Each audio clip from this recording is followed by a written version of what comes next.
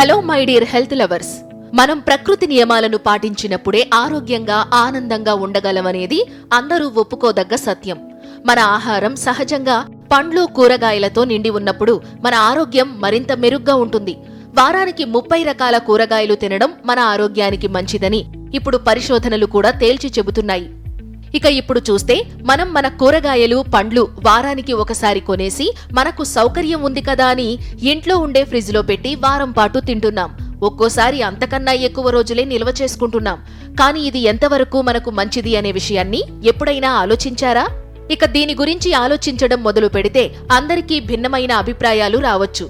కానీ నిజానికి అలా ఫ్రిడ్జ్లో పెట్టిన కూరగాయలు పండ్ల వల్ల జరిగే మేలు కంటే నష్టాల సంఖ్య చాలా ఎక్కువ.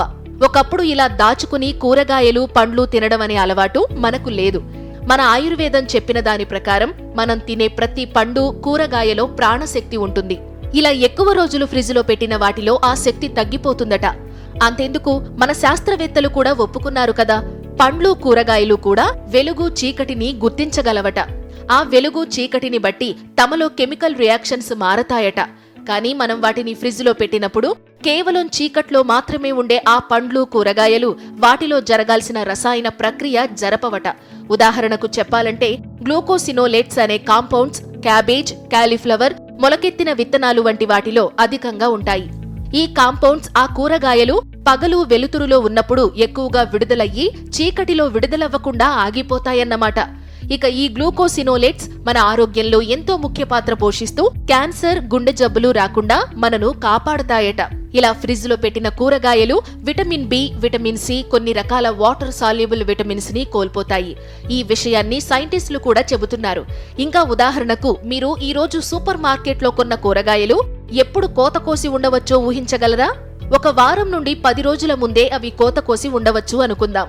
అవి మీరు తీసుకెళ్లి మీ ఫ్రిడ్జ్ లో పెట్టుకుని ఇంకో వారం పాటు తింటారు. ఇన్ని రోజులలో అవి ఎన్ని పోషకాలు కోల్పోయి ఉండవచ్చో మీరే ఆలోచించాలి. మరి అదే ఫ్రెష్ గా తెచ్చుకుని వండుకుని తింటే ఆ సమస్య ఉండదనుకోండి. నిజంగా ఈ ఫ్రిడ్జ్ లో పెట్టి తీసి తిన్న పండ్లు కూరగాయలు వీటి రుచి కూడా తగ్గిపోతుంది.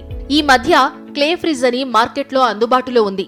దానిని మీరు కొన్ని రోజులు కూరగాయలు పండ్లు ఉంచడానికి ఉపయోగించవచ్చు. కానీ వీలైతే మాత్రం తాజా కూరగాయలు పండ్లు తీసుకోవడానికి ప్రయత్నించండి. కుదిరితే ఆర్గానిక్ వైపు వెళ్ళండి.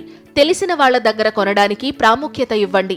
సీజనల్ గా వచ్చే కూరగాయలను పండ్లను మార్కెట్లో కొనడానికి ప్రిఫరెన్స్ ఇవ్వండి. ఇంకా ఫ్రిడ్జ్ లో కాకుండా కూరగాయలు వంటివి స్టోర్ చేసుకోవడానికి కొన్ని ఈ చిన్న టిప్స్ పాటించండి. టమాటాలు, ఆలుగడ్డలు, వెల్లుల్లి, ఉల్లిపాయలు ఫ్రిడ్జ్ లో పెట్టకపోవడమే మంచిది.